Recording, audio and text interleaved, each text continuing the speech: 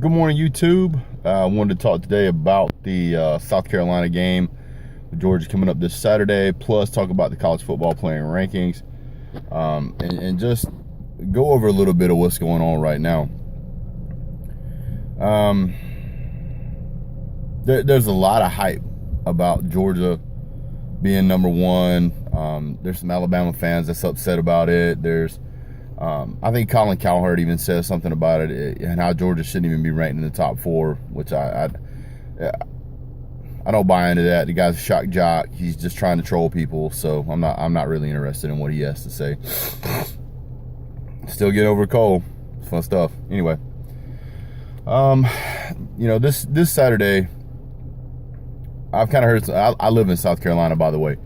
I've heard some talk from some South Carolina fans how they thought they were going to win the SEC East, but I've heard a lot of South Carolina fans saying, "Man, we're going to get trashed on Saturday," and honestly, it's probably going to be another Vandy, another Tennessee. I don't think it'll be a Missouri. They've lost some players. They've got one good player, and that's their quarterback, Bentley.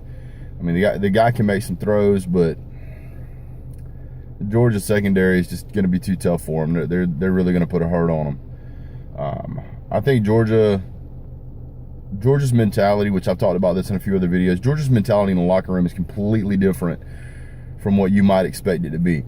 If you're not actively keeping up with what these guys are saying in the locker room to each other, not just what the coaching staff is pushing down, but what they're saying to each other, you wouldn't know. Georgia is a team that is bent on perfection. Period. They are, if you go back and look at some of the information that came out right after Florida got that extra touchdown, those players were actually pretty upset that Florida managed to score even a touchdown. They were mad about that. They wanted the shutout, and they said they wanted a shutout in every game. So that should tell you a lot right there, that mentality is to get after it. Nick Chubb and a couple of other leaders on the team have been asked from the media what they thought about Georgia being ranked number one. Trying to get them to say, "Oh yeah, we're excited. We earned this and this," and that's not the response they got at all. They pretty much got quite the opposite. They got, we don't get involved in that. We don't care. All we're going to do is just keep chopping wood, and we're going to let our helmets and our film do the talking for us. We're going to go out here in the pursuit of perfection. They're taking that one touchdown that they got against Florida into the South Carolina game. Now that really tells you how they're looking at this thing. So for all those fans out there who think that Georgia's looking past South Carolina, you're not paying attention to what's going on with this team. They are laser focused. They are absolutely hell bent on shutting down everybody, regardless of who it is. They don't feel like they've arrived until they hold up that trophy at the end of the year. So for all those people who have that side hope that Georgia's just going to be complacent and South Carolina's going to come out there and surprise them, it's not going to happen. It's not. Georgia is too fired up on being perfect. Now, does that mean if Georgia goes out there and the game starts going sideways that they just give up? Oh, we didn't get perfection. We can't do it. No, absolutely not. They get even more motivated, and that becomes dangerous if you're an opponent. It's one of those guys where the more you hit him, the tougher he gets, and that's what Georgia's looking for. I mean, go back to the Missouri game and look at that game. When that game started out, it was punch for punch, blow for blow, and Georgia just kept hammering, kept chopping wood. And the result was a 56-28 score. That's huge.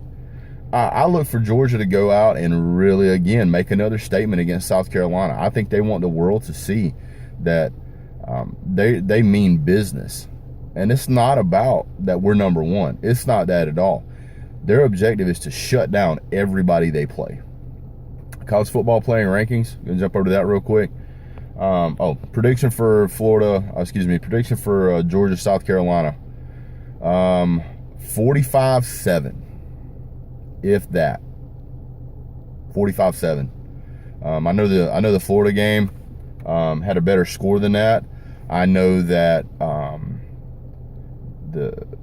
I gave Florida more points. Some people would argue that Carolina's better than Florida. I really don't care about any of that. What I'm looking at is the factor is that this team is really got a chip on their shoulder now. They're going into the home stretch. They got Auburn coming up. They're going to want to continue that pursuit. They're learning from their mistakes every single game and getting better. I don't think South Carolina is really as strong as they want to be or as strong as some people think they are. I think that they're going to get in there and get walloped. I mean, they beat Mizzou 31-13. They beat Arkansas 48-22, and they beat Tennessee 15-19. They barely beat Vandy by 7 points. They did have a win over NC State, but it was the first game of the season. And then they've kind of been all over the place. I mean, they lost to Kentucky, they lost to Texas A&M, and Georgia's got them at home. So Athens, Georgia, on a Saturday evening. I mean, with Georgia just coming out to be ranked number 1, that stadium is going to be packed, and it is going to be loud. And I don't think that South Carolina team is going to be able to handle that kind of abuse. So, like I said, 45-7, maybe 45-10 at the most. Given the opportunity, I think Georgia might even run the score up to maybe 50, 52, 53. Just, that's a guess. If you look at the stats, it kind of starts to get a little bit even more in hand. The completion ratio for Jake Bentley, which is their quarterback, is only about 61%. He only has 13 touchdowns on the season. He has 4 interceptions, but he has where's it at? 243 attempts. I mean, so they throw the ball a lot. I mean, you're talking a team that's probably throwing the ball 25, 26 times a game. They can't rush. They have under 1,000 yards for the whole season on 252 carries. I mean, that's less than 4 yards a carry. It's really not good. It's just not. The receiving yards is about 1,750, and there's not a lot of offense on the ground, and we've already seen what happens when you can't rush the ball against Georgia. You got to throw it. And when you throw the ball against Georgia, it's going to be bad. Georgia's secondary does an excellent job of intercepting passes and knocking them down. Now, it's going to give Georgia an opportunity to improve on its pass rush, which is great. But if South Carolina tries to run that ball, it ain't going anywhere. Their numbers are just going to get worse. When they start throwing the ball, it's going to get bad. I predict a lot of 3-and-outs for South Carolina. They're going to try to go for these big explosive plays like Missouri did. Not going to happen. Georgia's going to step up and knock those down. They don't have the caliber of receivers to keep up with our cornerbacks or our safeties. So it's like I said, they're not really going to be able to score. And it's at Athens, so it's going to be even worse.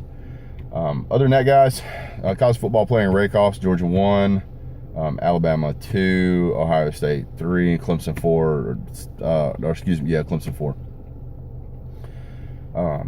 To me, it's not really important until we get to the end of the season. A lot of football left to be played. That's just the way things look for right now. But I did say I thought Georgia was going to be number 1 just due to strength of schedule, and basically that's what it came out to be. So, summed up to be. Anyway, what I'm looking for out of the college football playing rankings,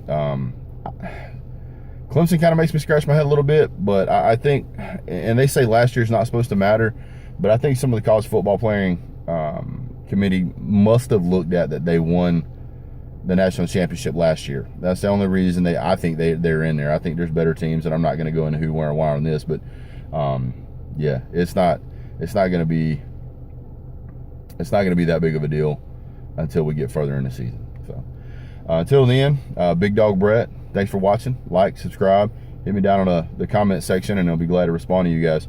And if there's anything else you guys want me to dig up, you got any ideas, anything you want me to discuss, throw it down in the comment section. I'll be glad to do that for you. So again, thanks guys for watching, and hope you have a great day. Go Dogs.